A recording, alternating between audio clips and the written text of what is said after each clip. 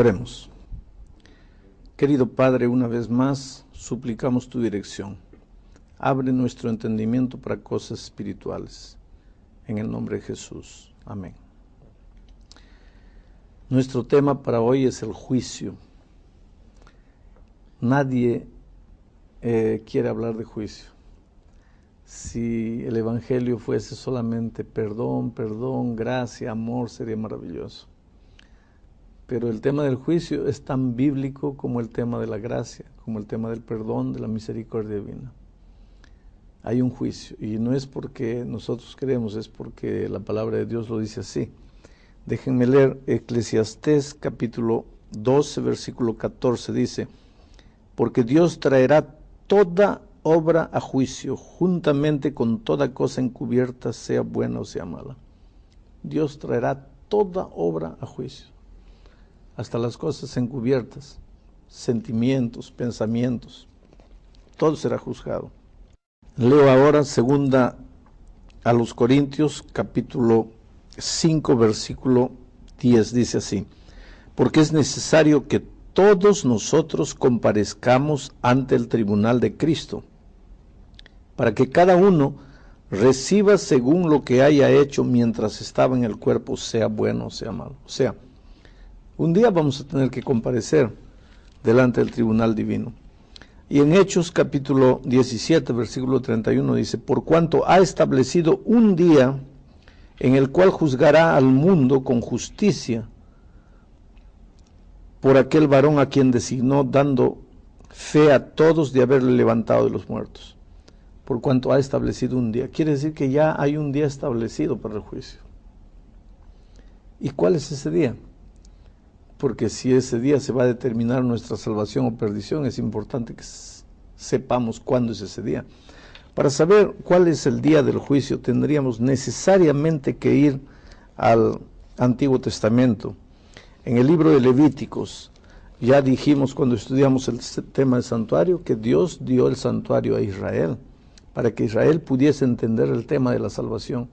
Y el juicio es parte del tema de la salvación.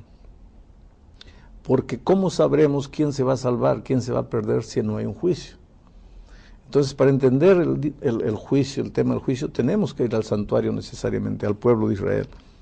Y aquí en Levítico, versículos 29 y 30, dice así: y esto tendréis por estatuto perpetuo.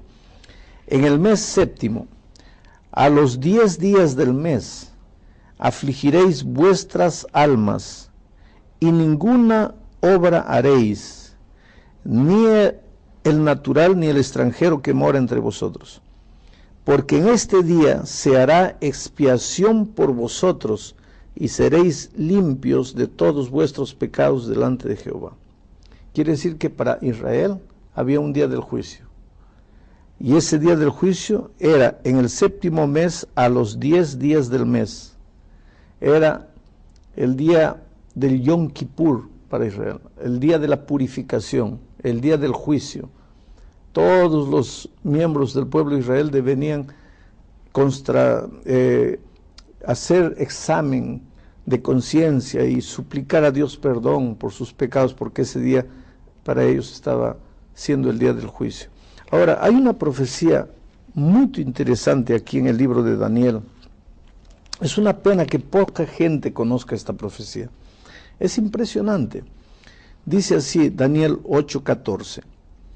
Y él me dijo: hasta 2300 tardes y mañanas, luego el santuario será purificado.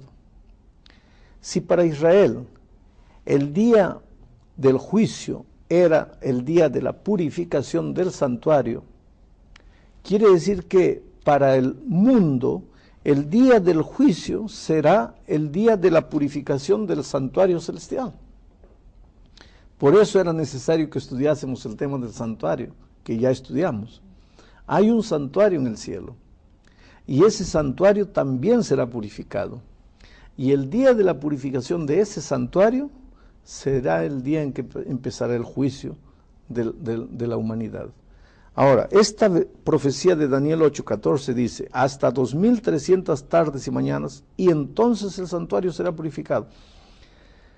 Yo no voy a explicar la profecía, porque ese sería tema por lo menos para 2 periodos de 20 minutos.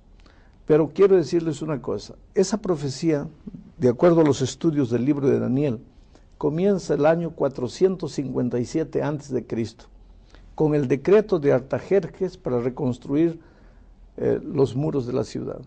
Ahora, si empezamos a contar del año 457 a.C., 1, 2, 3, 1000, 2300 años, vamos a ver que esa profecía termina el 22 de octubre del año 1844, hace poco tiempo atrás relativamente. 22 de octubre de 1844.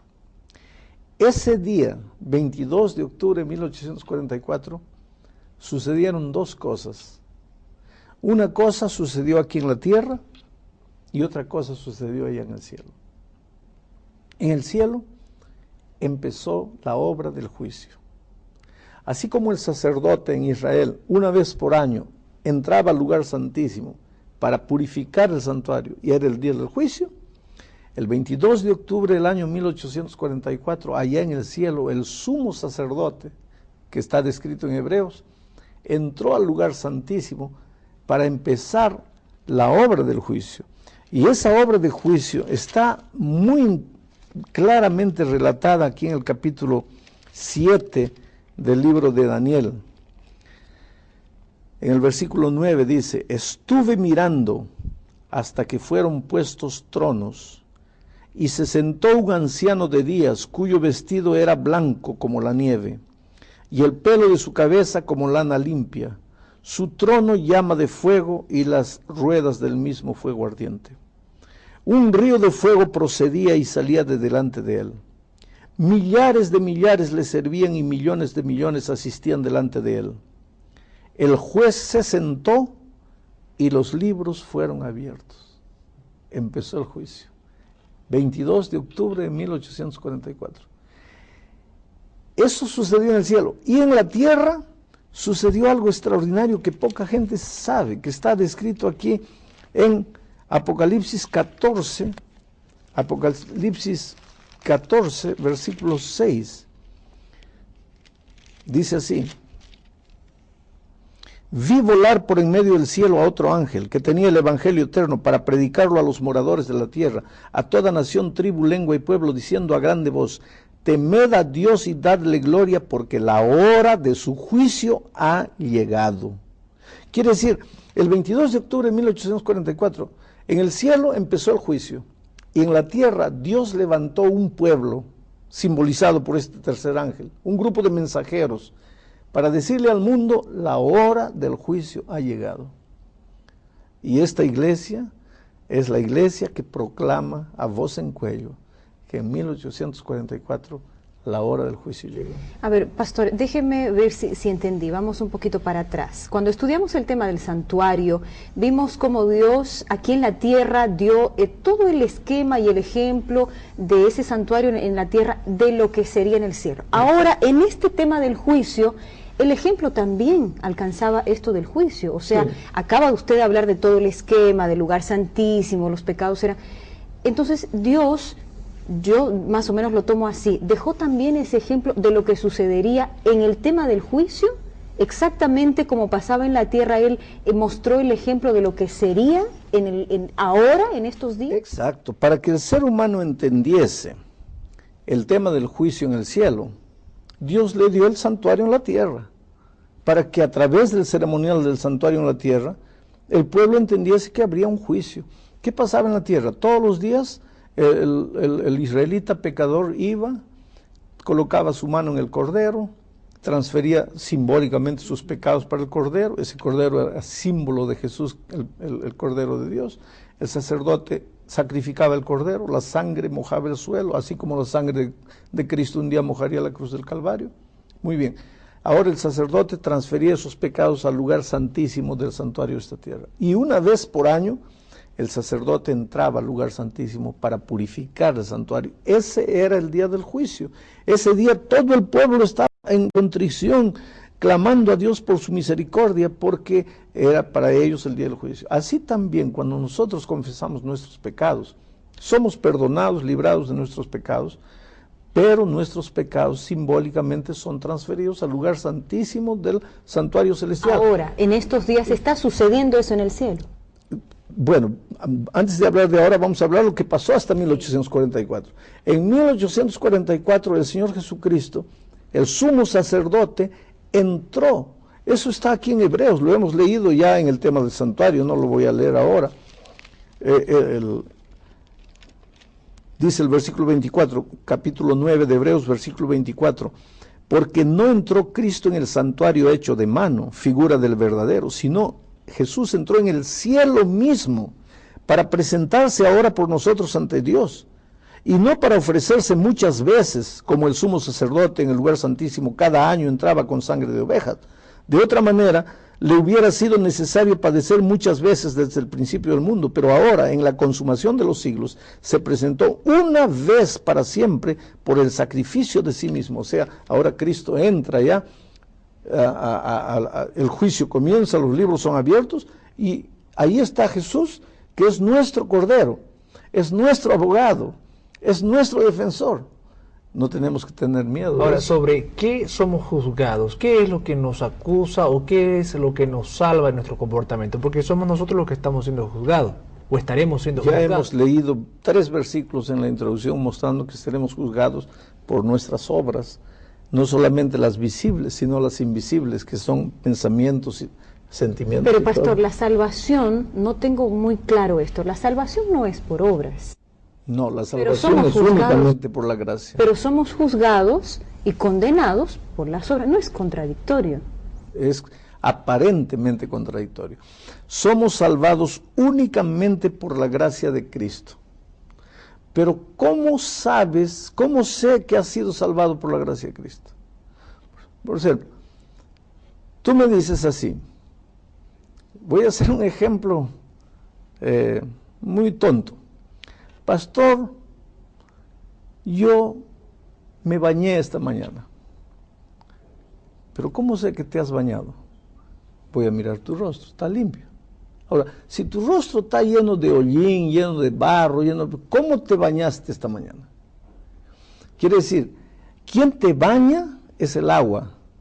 Pero ¿cómo sé que te has bañado? Mirando tu rostro, mirando las obras. Las obras no salvan, salva Cristo. Pero ¿cómo sabremos que hemos aceptado la gracia de Cristo? Por nuestra vida, viviremos como personas salvas, entonces ahí entran las obras.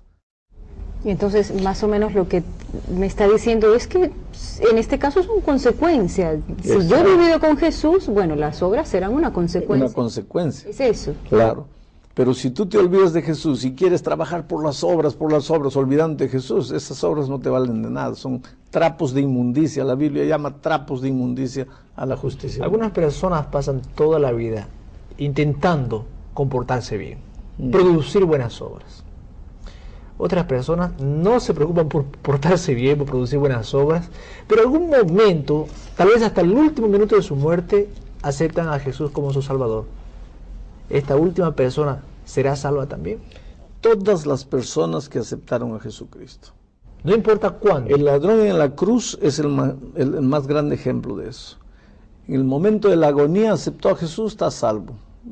Jesús le dio la garantía de que cuando Jesús venga en las nubes de los cielos, el ladrón en la cruz. Pero entonces ahí es mejor, por ejemplo, cualquier persona podría decir, voy a llevar una vida como a mí me plazca, y cuando falte algunos minutos antes de morir, si tengo tiempo, pues me arrepiento. Sí, tú puedes pensar de esa manera y querer vivir de esa manera. Solo quiero saber si vas a tener tiempo para arrepentirte. Porque ojalá que mueras de cáncer y que tengas 8 meses para pensar en tu vida. Pero y si no tienes un segundo, si estás durmiendo en el carro y te mueres y no tuviste un minuto para arrepentirte.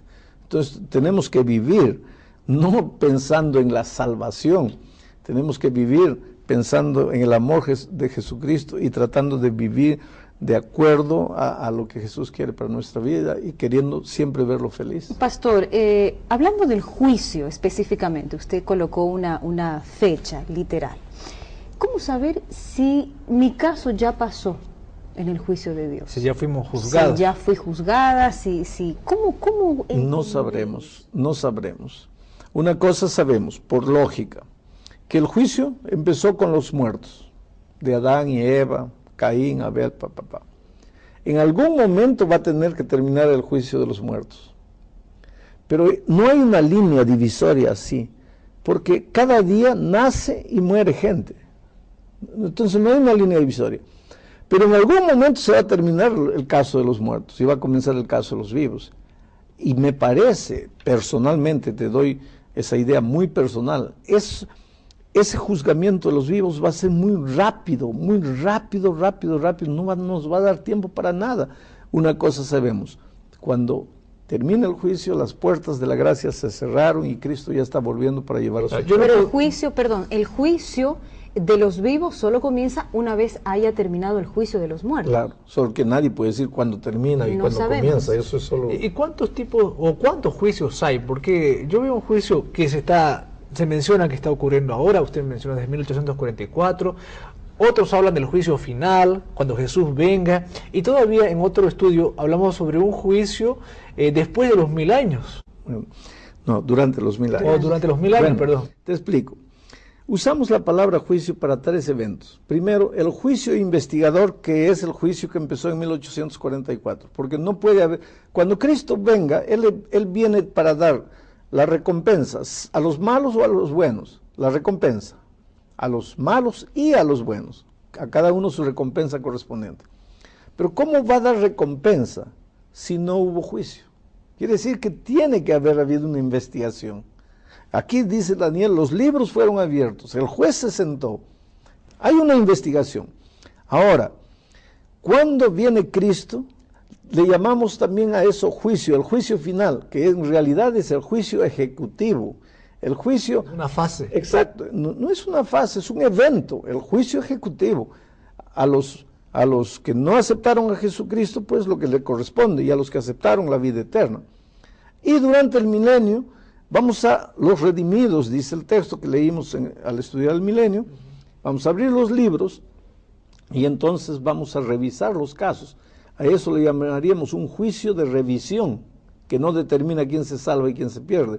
Es apenas para sacar dudas de la mente de los redimidos. ¿Quiénes son los juzgados? ¿Solamente los hombres? Todos los seres humanos somos juzgados.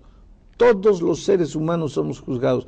Los buenos, los malos, los jóvenes, los viejos, todos los que estamos vivos seremos juzgados. El juez, los abogados, el acusador, ¿quiénes son? Porque un juicio me imagino que tiene que tener varias partes representativas. Sí, quiere decir, no pienses que el juicio allá en el cielo va a ser como el juicio en la tierra, porque la manera de juzgar las cosas en la tierra no fueron copiadas del cielo. De donde ellos sacaron los procedimientos, promotor, fiscal y esto y aquello, ¿no? Una cosa sabemos. Pero alguien tiene que defender. Unas cosas sabemos. La Biblia dice que nuestro abogado es Cristo. Y si nuestro abogado es Cristo, es un abogado que nunca pierde. Inclusive un abogado que entiende nuestra situación, porque se hizo humano. Jesús sabe lo que es sentirse triste, lo que es tener hambre, pasar frío, lo que es sentirse rechazado, despreciado, traicionado por los mejores amigos. Entonces Él puede entendernos, cómo nos sentimos cuando somos tentados, pero Él está allá, a la diestra de Dios, defendiendo nuestro caso y diciendo, yo sé que Ronnie vivió así, hizo esto, aquello, pero Padre, Él se entregó a mí, Él confió en mí. Él merece morir por sus pecados, pero yo ya morí en la cruz y Él acepta la sustitución. Entonces, la vida que yo merezco se la entrego a Ronnie y la muerte que Ronnie merece la acepto yo. Es una cosa maravillosa. En este momento Jesús está intercediendo, eso es lo que nos está diciendo. Eso es lo que dice Hebreos. Él entró y está intercediendo en este momento por nosotros. Ahora, tengo un pasaje que me gustaría que me lo aclare. San Juan capítulo 3, 18, dice así: el que en Él cree no es condenado, pero el que no cree ya ha sido condenado, porque no ha creído en el nombre del unigénito Hijo de Dios. O sea, si yo creo, no necesito ser condenada, pero todo juicio tiene una condena. No, ¿cómo entender lo que está esto? queriendo decir ahí, y está claro, es que si tú crees, ¿cuál es el problema de la condenación? No tengo que tener miedo entonces. Porque ya estás en Cristo, ya de nada, estás en Cristo. El juicio para ti es una recompensa linda, es ahí que te vas a librar de todos los conflictos. Infelizmente terminamos el tiempo. Oh querido, no tengas miedo al juicio. ¿Quién tiene que tener miedo al juicio? Aquel que no quiere saber nada con Jesús, pero tú sí. quieres conocer de Jesús, tú abres tu corazón a Él y no mires para el futuro con miedo, sino con confianza. Que Dios te bendiga.